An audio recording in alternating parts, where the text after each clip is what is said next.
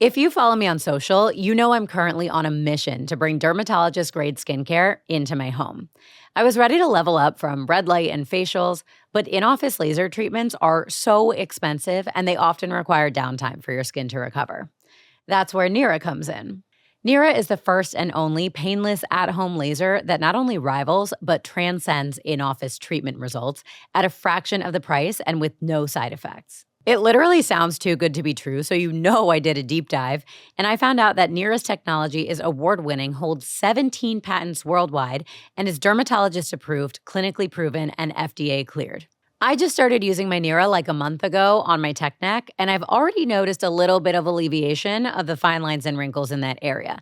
So I'm really excited to see the final results in like 30 to 60 more days, and I will definitely keep you guys posted on my progress. What I can already say with 100% confidence is that it doesn't hurt at all, doesn't leave any redness, it's super easy to figure out, and I literally do it in 5 minutes a day. Make sure to use the link in the show notes to get your Nira device and any accompanying skincare products for 15% off. Hey guys, it's Sam, and welcome to Caps Lock, a podcast designed to help you live bigger, better, louder, and longer. Before we get started, I just want to thank you guys for listening and for giving this a chance and for coming here in pursuit of your best self. This is a space where we are going to grow together, and my hope is that it helps you go forward confidently, unapologetically, and with purpose. It's time to live your life in caps lock.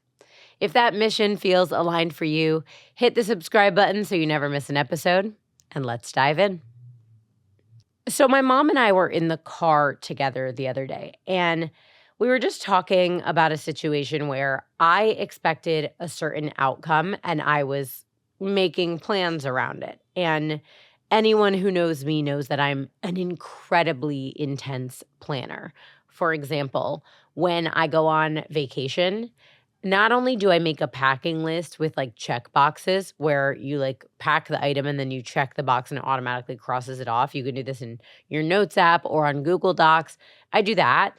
But then I also make a slideshow with outfits, with like screenshots of the items that I kind of scrapbook together to make an outfit so I can see what it's going to look like together.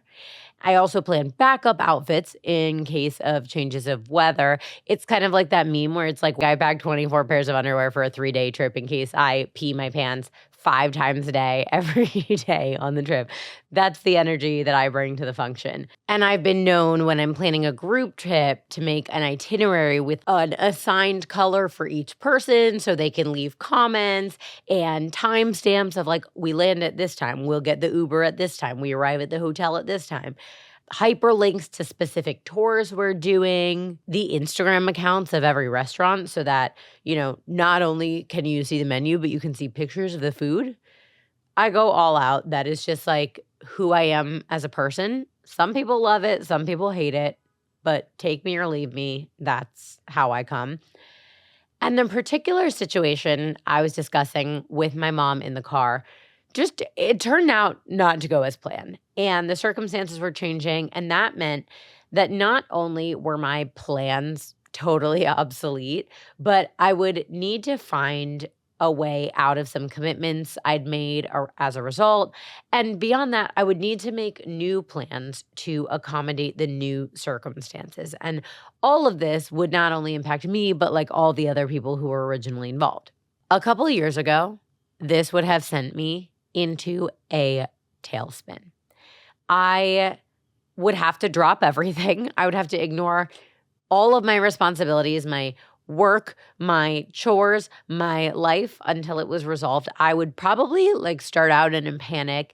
Then I would have like some complaining, venting hybrid situation where I would complain, but if you offered me a solution, I was not interested in it. And then at that point, I would be able to kind of start fixing the situation. But this time, when my mom and I were in the car having this conversation, I guess without really noticing, I was just like, okay. And I started making a new plan. The conversation just like came and went without any notable moments. But a few minutes after we finished it, my mom was like, hey, let's just like return to that for a second. I'm really proud of you. A few years ago, you would have been insane about this and insufferable, and I would have heard about it for weeks. And this time you just kind of accepted it and you're changing your plans, and that's personal growth. And I was like, wow, thanks.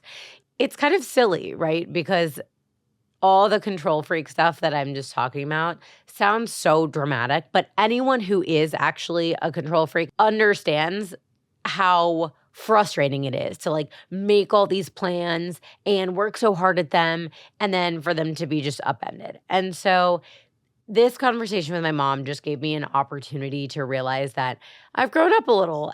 I mean, at least in that way. It's definitely still hard for me sometimes, depending on how high the stakes are in a certain situation. And I still love to plan and be over prepared. I book flights and hotels months in advance. I make dinner reservations weeks in advance. I'm the friend whose calendar is like packed till next May. But my mom was right. And that observation she made has caused me to kind of reflect on my longstanding identity as a control freak and how the work I've been doing on myself and in my life has allowed me to sort of just release all of that. And I think it has made me a better daughter. I think it's made me a better friend, a better partner. I think it's made me better at work. So today I want to talk a little bit about being a control freak, why we're control freaks, why it's hard for us to let go, what triggers it or where it comes from, and most importantly, how to release. It's definitely not linear, and I am by no means perfect, but it is something that I've improved on over time without even really realizing it. And I've just been reflecting on it ever since that conversation in the car with my mom. Listen, part of the show, like part of the point of all this is that I'm learning too, and I'm finding ways to be the best version of myself. So this is for all of us. It is a total trope, but sometimes tropes are like cliches because they're true. You know what I mean? And in this case, it is true. The first step to healing is admitting you have a problem. So, I want to talk about some signs that you might be a control freak because some of them are more obvious than others, and some are just like a little bit subtle, and you might not even recognize that it ties back to this need for control until you go a layer or two deeper. So, the first one is that you are a micromanager. I don't think I've ever let anyone do something for me and then not given them a 12-step guide on how to do it. I remember when I used to work at Cosmo, I was the assistant to the editor-in-chief, which is a funny role because it sounds like the least important job at the company. But in a lot of ways, it is an extremely important job because my whole responsibility was keeping the editor-in-chief on track. And she was the most important person at the company. So I felt a lot of times like I was really acting as kind of a glue between her and the team, between teams within the team. And at Cosmo, one of my responsibilities was to oversee the internship program. Now, something about me is that I'm such a like hashtag girl boss that I didn't take a single day off at my job there until I think 10 months into the job. It was almost a year, and I remember it because that's when I found out none of our days rolled over if we didn't use them. And I was like, wait, I have how many PTO days? And they were like 20. And I was like, cool. So I literally would have to stop working until the next year. And they were like, yeah. So I missed out on like all my PTO days that year because I didn't take a single day off. And eventually my boss convinced me to take, I think it was like a Friday. It was a long weekend. And it was literally only one day. And Fridays were not that chill, but they were a little bit more chill than all the other days. And since I was overseeing the internship program, if I knew I was going to be out of office, I would prep an intern to kind of like take over my role so that the editor-in-chief could like get to all her stuff that day, right? Like you had to get her breakfast in the morning and her coffee, like that kind of stuff.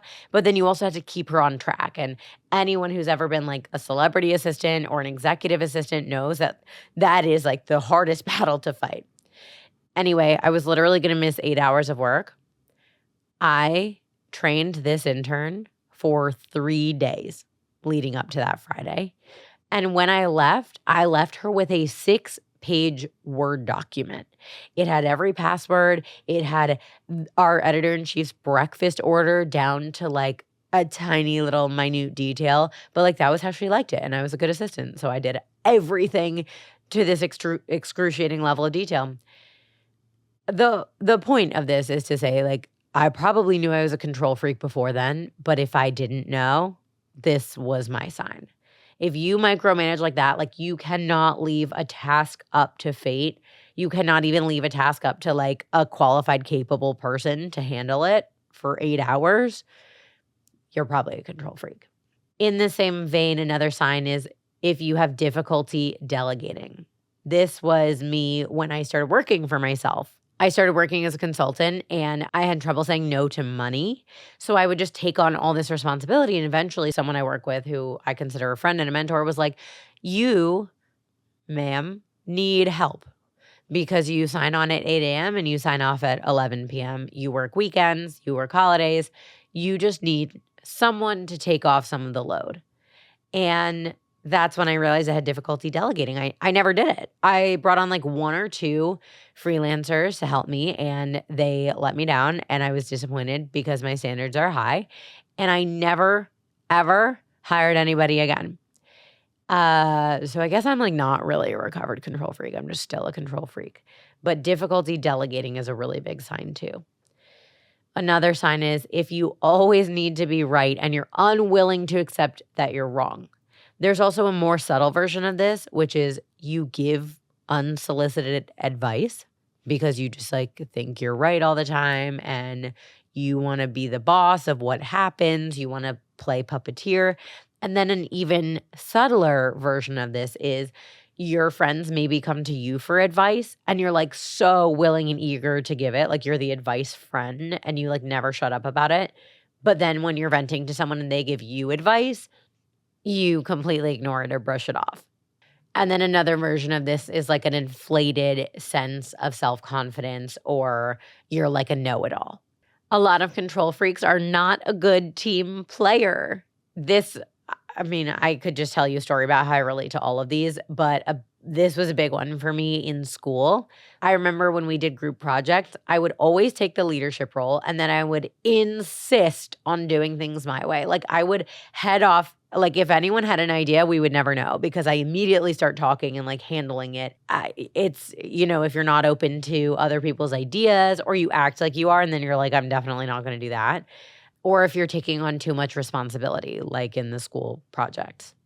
If you are a fixer in relationships, especially romantic relationships, you see this a lot. You are in this relationship with someone maybe you're infatuated with or you think you're in love with them and really you are just trying to always fix them and manipulate them into like being this version of themselves that you're sure they can be, but they're not acting like. So you're constantly trying to maneuver them into, this version of themselves that you want them to be. Another sign you might be a control freak is if you are inflexible. Obviously, like minor speed bumps send you into a tailspin or make you so irritable that you're like insufferable to be around. A discomfort with the unknown. Obviously, everybody has this on like a grander scale. Humans are biologically programmed to hate and fear the unknown. But I mean this in like a very type A way. Like you need a dinner reservation. You cannot leave it to fate that you go to a walk-in restaurant and they can't seat a party of 4. My version of this definitely applies to dinner reservations. I'm a reservations girl. Sometimes I even have a backup reservation booked, but also to plans in general. Like I just have such an unrealistic expectation for people to commit to plans like months in advance that I told them about 2 minutes ago. And it stresses people out. Like my mom and I are both like this, so I'm sure that's where I got it from. But recently I floated this idea to my boyfriend that we should go to my house in Florida for a weekend. And I was like, already looking at the flights and I was like, these are probably like the cheapest flights we're going to get. So we should probably book it now. And the trip's like 4 months from now. And the silly thing about it is that both of us are founders. And so our work schedules are both extremely unpredictable. And every once in a while, there's like a fire we need to put out. And we can't always have something booked like 4 months in advance. And the amount of time between me having the idea and me being like, I think we should book this was like 45 seconds. And he was like, okay, I didn't even do a full exhale in the amount of time it took you to pitch that to me. Can we like put it on the calendar as like a hold, and then like revisit it next week. And it was like, oh, yes. And I had to like hold back from being like offended. And I was like, oh no, this is a me problem. This is not a normal way to act. These are not realistic expectations to have. I used to be the queen of searching my symptoms on the internet and going down a rabbit hole of terminal illnesses that I definitely didn't have, but would then lie awake worrying about for weeks. As I reinforced that habit time and time again, the line started to blur between when I should or shouldn't take a symptom seriously. I mean, even if your symptoms match up with a diagnosis on the internet, everyone experiences health issues differently. So there's no way to know if you've got the same thing as that girl on TikTok. But now I know that knowledge is power, so I'd rather see a doctor right away to either soothe my unfounded concerns or get the care I need. And that is where ZocDoc comes in. ZocDoc is a free app and website where you can search and compare high-quality in-network doctors and click to instantly book an appointment. I've used ZocDoc to find all my medical doctors, and it has been a total game changer because I used to have so much trouble finding the overlap between who's a good fit for me, who takes my insurance, and who's available to see me. So take back the power, stop putting off those doctor's appointments, and go to ZocDoc.com/capslock to find and instantly book a top-rated doctor today. That's ZocDoc.com/capslock. ZocDoc.com/capslock. So that is definitely a sign of being a control freak too. It's sort of like a discomfort with the unknown and like needing to plan and prepare every second of your life. Another sign that's interesting because it kind of applies to a lot of people for a lot of reasons, but it is a need for validation and approval from other people. And the reason this manifests so strongly in control freaks is because they need to know that there's like a reason for all this planning and preparing. They're planning and preparing, and then they accomplish this thing, and they're like, what was it all for? Like, am I on the right track? Did I do a good thing? Am I right? Because if there's uncertainty about what the purpose is and what the result is, then the whole point of planning is moot because the whole point is the certainty. Obviously, if you hate change, especially like major shifts in schedule or routine or lifestyle, that totally makes sense for a control freak. If you rely heavily on systems and routines and get completely derailed if you can't follow them for any reason, like if you're traveling. And this is a really big one that I feel like is kind of unique to control freaks and also people pleasers, which we'll talk about later in the episode. But you might be a control freak if you feel excessive guilt or responsibility when things don't go according to plan, even if it's outside of your control. So if any of that resonates with you, or especially if most of it resonates with you or all of it resonates with you, you might be a control freak. And I think for some people, it feels like cute and quirky to say it and identify with it like it's an accessory, kind of like that bit on the internet where everyone's self-diagnosing with autism and ADHD. It's cute until it's not because you have to live with it. I hate it when I catch myself being an absolute drill sergeant on vacation. Maybe we're not right on schedule and maybe we're going to miss something that I put on the itinerary. But if that happens and I start being an insufferable bitch because of it, because I'm like frustrated that, we're not having fun, the itinerary is meant to be fun, that's when I realize I've totally lost sight of the plot. The point is to be together and have a good time and make memories. And there's no worse pit in your stomach than when you realize you've been being a bitch about the schedule, but everyone was having a good time.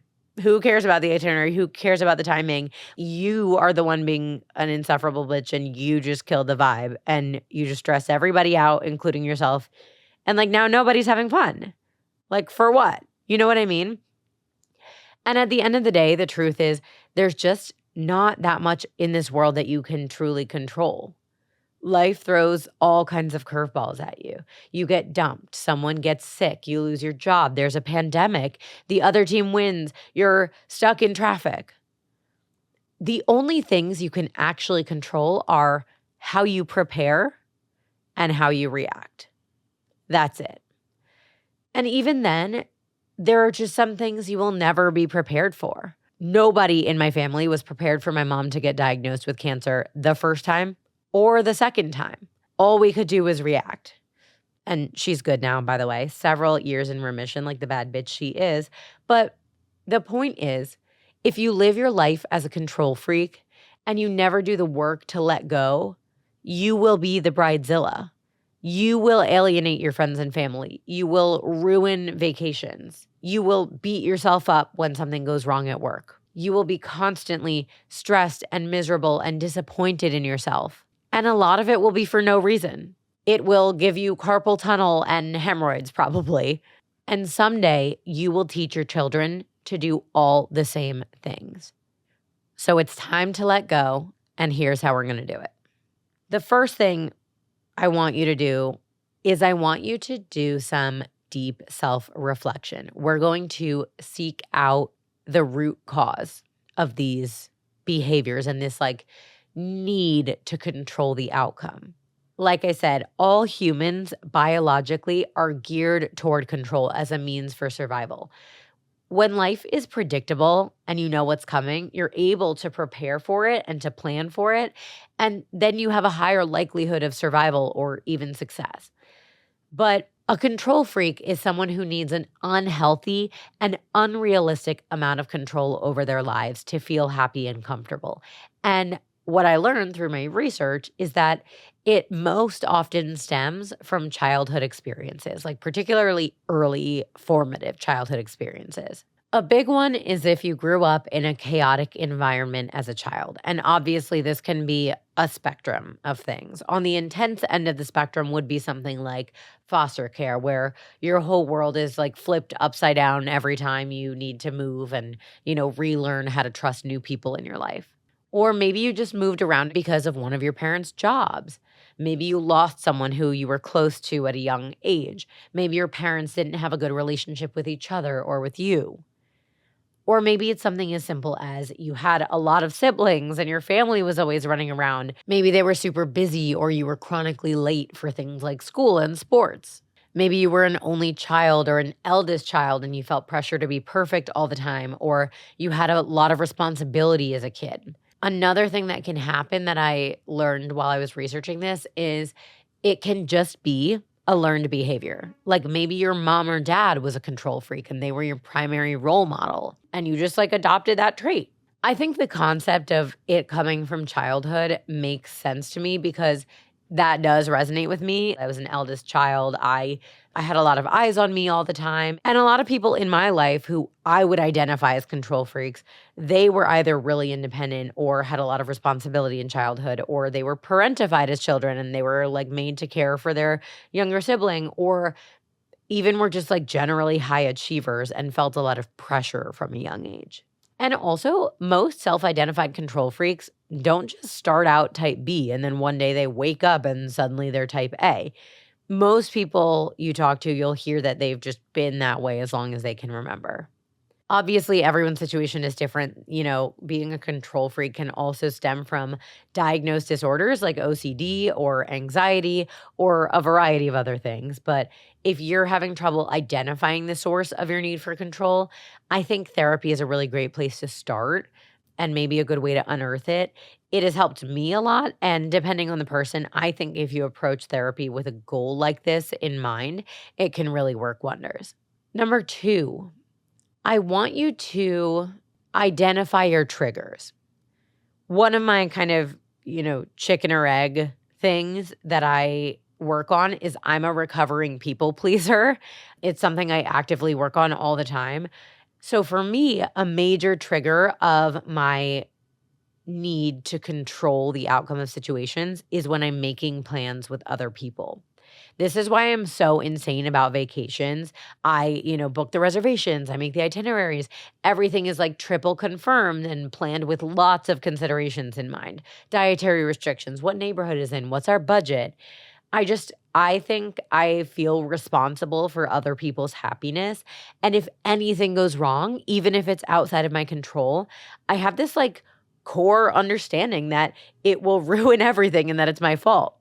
Now, of course, I logically know that none of that is true, But like I said, it's something I'm working on. And some of what we talk about today is like helping me with that. But we will definitely do a separate episode on people pleasing down the line because I think it's something a lot of us struggle with. It's something that when I talk about it, I hear a lot of you say, like, oh, that really resonates with me. So we'll do that as a separate conversation. But anyway, identifying your triggers really helps because it allows you to pause and recognize the situation and approach it intentionally. It also gives you the opportunity to either share responsibility or release it entirely. Like maybe you let someone else make the reservation or handle part of the itinerary, or maybe you just ask for input before you start planning to alleviate some of the responsibility. We will touch more on this later. I know that's hard, but I think just identifying kind of, okay, this situation brings up that feeling where I instantly feel the need to like do a bunch of research and reach out to a bunch of people and plan this to a T. And giving yourself the space to just reflect and at least be deliberate with the action can help you release some of that anxiety and control that comes with it. Number 3, identify and challenge your limiting beliefs. For me, one of my subconscious limiting beliefs, which reveals itself as a common thread between many different things I struggle with, is that I am inherently worthless. And I know that sounds so intense to just like casually drop, but a lot of us struggle with self-worth. And I've always felt that I have to do things in order to have value because I don't have value inherently. I have to achieve at work. I have to go out of my way to do nice things for people. I have to look beautiful. And there's a sort of common thread even between those things, which is that my goal is to make people feel a certain way about me or make them feel a certain way when they're around me. When it comes to being a control freak, it has reared its head literally my entire life. I have to get an A on the project so people think I'm smart. So I boss everyone around and I don't let them contribute their ideas. I have to look beautiful at the event so people think I'm beautiful. So I get my hair and makeup done professionally, but then I wind up hating it because I look like a fucking clown. And then I throw a tantrum about like how ugly I feel. I have to plan an incredible birthday party for myself so people think I'm fun and cool. So I spend thousands of dollars and obsess over the plan only to get derailed by something totally minor and then have a meltdown because it's not perfect. I have to be incredible at golf on day one because I don't want people to think I'm a fucking loser. So I freak out when I don't play well and then I have a bad attitude for the rest of the day. When I'm dying for people to think I'm a winner, that I'm cool and that I'm fun and beautiful and special, I go to like incredible lengths to control that perception of me. And I almost inevitably get thrown off by something I can't control. And then I behave in a way that does the exact opposite of what I'm trying to achieve. I'm my most beautiful when I look and feel like myself, not when I tell someone to put enormous fake eyelashes on me because I'm trying so hard to look beautiful. I am my coolest and most fun when I'm being present with the people I love, doing something I love, and genuinely having fun, not when I'm crying to my friend in the bathroom because the waitress was rude and I feel like nobody's impressed by my ridiculously expensive birthday dinner. Jay Shetty often repeats this quote that is only just coming to me now, so I can't actually remember who originally said it. It's, I am not what I am. I am not what I think I am. I am what I think you think I am. I think it's called the looking glass self theory. And I might be butchering this, so don't come at me. If I can find it, I'll confirm that I'm right. But I'm pretty sure it's this guy named Charles Horton Cooley. And the theory is I am not, self-actualized. I'm not even my perception of myself. What I am, my identity, is defined by what I think your perception of me is. So many of our limiting beliefs are related to how other people perceive us. And the punchline is that when we try to control them, they become self-fulfilling prophecies. Over time, I have learned that I do have inherent value, even if I have to remind myself over and over, and that one of my best qualities is not related to how other people feel about me. It's how I make other people feel about themselves. And when I'm so worried about myself and everyone else's perception of myself, I can't be the person who makes someone else feel good. So, whatever your self limiting beliefs are, I want you to unpack those first because you would be shocked at how many of them relate back to your need for control. Number 4, stop future tripping and accept what you cannot control. One of the things my therapist taught me that altered my brain chemistry is she said this to me one time when we were in a session. She said, "You are worrying about something that hasn't even happened yet. So you're worrying now. If the thing happens, you're going to worry about it then too. So if you're worrying now and then, you're worrying about it twice." But 80% or 85%, it's some crazy number, of the things we worry about don't even happen. They literally never manifest. So if that thing never happens and you don't have to worry about it later, you're worrying about it now for no fucking reason. So there are two options on the table. You're either worrying about something for no fucking reason or you're worrying about it twice. What's the point, right? So the idea of future tripping is when you just live in this future time and you can't stay in the present. And if you're someone like me who's a control freak, like prone to anxiety and overthinking, you're not thinking about the future in like an anticipatory, oh, I'm so excited kind of way. You're thinking about the future like what could go wrong. And you're trying frantically to fix this problem that hasn't even happened yet. So don't worry about it if it's not going to happen. And definitely don't fucking worry about it twice. We don't have time for that. Stop future tripping and accept that there are things in this world that you cannot control, and the only thing you can control is yourself. Number 5, build your mindset. This is not a one-time thing. This is an ongoing practice that I do for myself anytime I feel my inner control freak rising up. I ask myself these questions, so I'm going to read them to you. What are my values and goals in this situation? How can I act in service or pursuit of those values and goals? What is the realistic impact if this doesn't go according to plan? Do I have a backup plan if this doesn't work out? Will I remember this in a year, 3 years, 5 years? Am I focusing exclusively on the potential for negative and discounting the potential for positive? These questions give me the opportunity to focus on my priorities, what really matters in a situation versus what is superfluous, what is like a need to have versus a nice to have.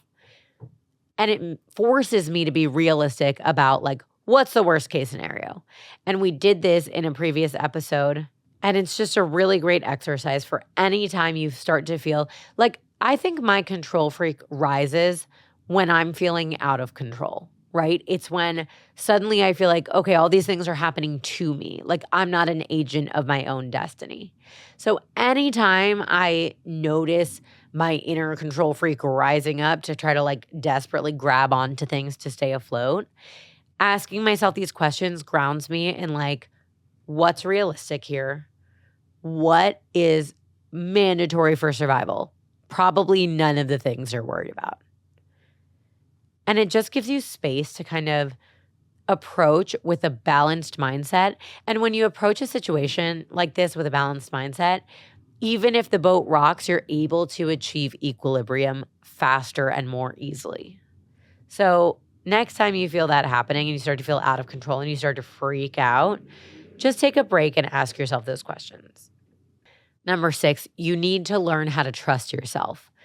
It is imperative that you remind yourself that you can do hard things. Your life has not been rainbows and butterflies, I guarantee it. But what are your proudest moments? Thinking back on mine, most of them actually came after something went wrong. Many of them are moments when I turned things around, when I pulled myself out of it, when I helped someone else after they were struggling. You can do hard things, even when something goes wrong. You've done it before and you can do it again. There's so much more to say here that I truly feel like it's its own episode. But if you do want to do a little bit more of a deep dive just on this, I feel like you should go back and listen to the imposter syndrome episode we did a few weeks back. It has a lot of strategies for building trust in yourself that I just think apply really well here. Number 7 is going to make you crazy. It is allow yourself to trust others. Feel free to start with something very low stakes. It could be something that is not life or death, maybe something small that doesn't have enormous consequences. That's a great place to start. Set expectations, set boundaries, set them up to win, give them some lead time, maybe prepare them with some ideas. But once you do that, let them go. Don't helicopter. You have to trust that they will do whatever it is you ask them to do to the best of their ability and with good intentions. And if not, you need to trust that they will take accountability and responsibility for that. Trust me, even if you think you are not the best at everything. There is someone out there who is specialized in this one thing that you think you're amazing at, but that's like not your fucking specialty. And even if you are really good at all of this stuff, you can't do everything. It's not possible, and it's not realistic, and it's not advisable. And sometimes, honestly, you just have to give other people the opportunity to do something because it's the right thing to do. Maybe it's giving them a chance to prove themselves at work. Like, that's good for them. They need that. You need to release that so that it can be their moment. Maybe it's picking the restaurant. Maybe give someone else the chance to pick the restaurant so they can, have a little agency and pick something they like. It's not always about you, right? And I think sometimes being a control freak gets confused with narcissism, right? Like, I'm always making the plans. I'm always giving advice. I'm always doing this and that. And people think I'm literally just obsessed with myself and think everyone else is stupid. It's really rooted in a level of insecurity, right? An insecurity that I can't do it if I am not prepared and if there's an unknown out there. It's a concern that I'm not able to do this. So even if it's not the case that it comes from a place of narcissism, you have to be aware that sometimes it's perceived that way. Let your friend pick the restaurant. It's probably going to work out fine. And even if it's not your favorite restaurant or how you would have curated it, give someone else a night for once. Then they can't call you a narcissist. Number 8, abandon perfectionism. I could talk about this for hours, so instead I'm going to talk about it for 3 seconds. Perfect is the enemy of good. Again, another cliche because it's true. If you're trying so hard to make something perfect, you might not even finish it. You might spend all your time spiraling on one thing and forget the bigger picture. Would you rather something be flawless and late or 85% there and on time and over? Most of the time, if you really think about it, your instinct is to be flawless. But most of the time, if you really think about it, you'd rather it be good and on time and over. Again, there are multiple episodes where we talk about this. 2 that come to mind are the procrastination episode and the imposter syndrome episode. So if you want a deeper dive on abandoning perfectionism, go visit those episodes. Number 9, refocus on your priorities. I want to return to the running joke my family used to have that I would someday be a bridezilla. Looking at the joke now, my mom was like, I actually couldn't even see you being a bridezilla in any sense of the word, even though I'm still highly organized. I'm still making reservations. I'm still booking my flights 8 months out. Don't worry. But she was like, I think the difference is you have not shifted your priorities because they were always the same, but you're able to kind of focus on them and not get lost in the fucking weeds and mess that is the planning and logistics.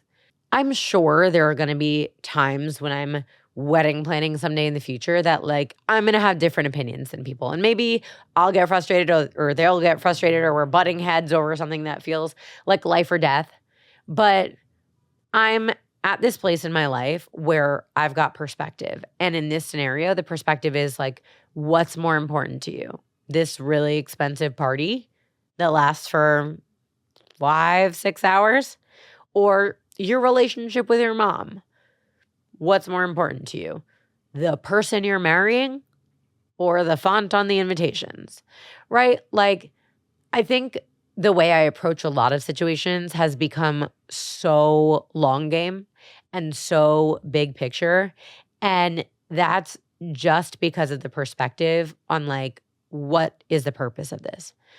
When you think about your wedding, the purpose is to like make a formal and public and grand gesture of commitment to a person you're obsessed with so you can spend the rest of your lives together and so that you can celebrate your love surrounded by people you love. That's the important part, right? And so, as someone who isn't married, brides, please don't come for me. I haven't done this yet.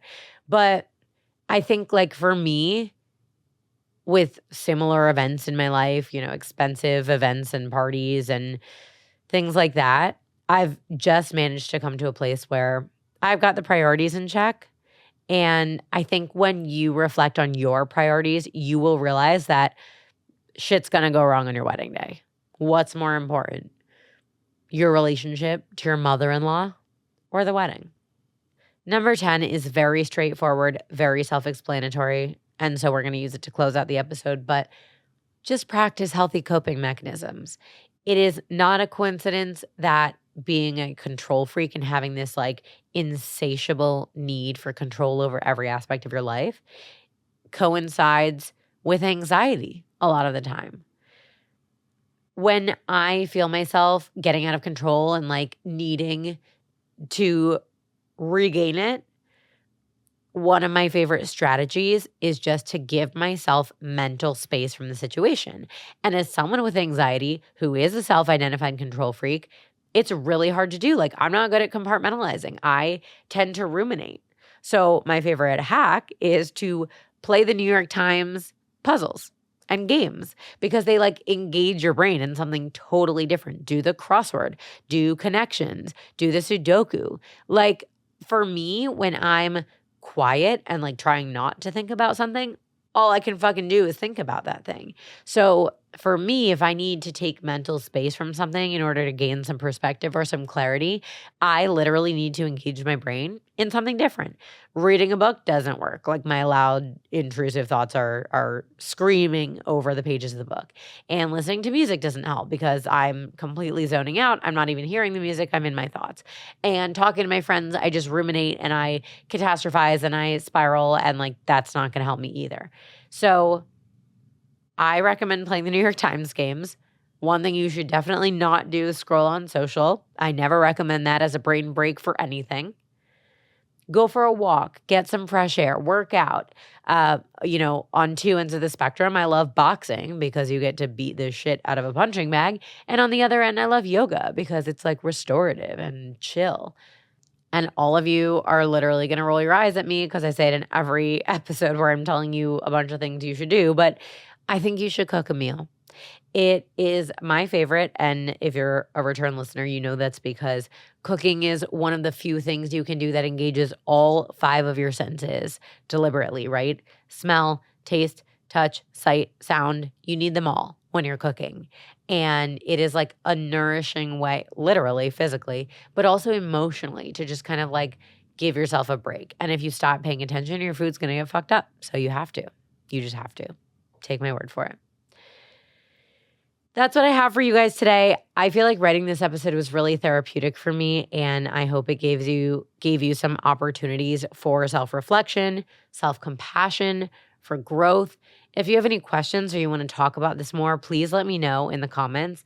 I love hearing from you guys, and when you DM me, it just gives me the opportunity to create exactly what you want to hear. So hit me in the DMs.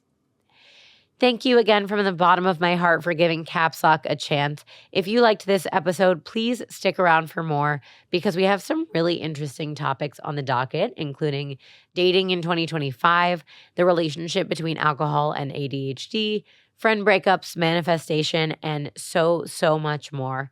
Some will be solo episodes and some will feature scientists, founders, experts, doctors, and other very cool, smart people. If there's a topic you want to hear about on Caps Lock, send me a message. And lastly, follow us on Instagram, TikTok, YouTube, and Threads at Life in Caps Lock. Hit the subscribe button so you never miss an episode. Leave me a rating or review. These are super important to podcasters. And tune in next Sunday at 8 a.m. for another episode of Caps Lock. Okay. Love you. Talk soon.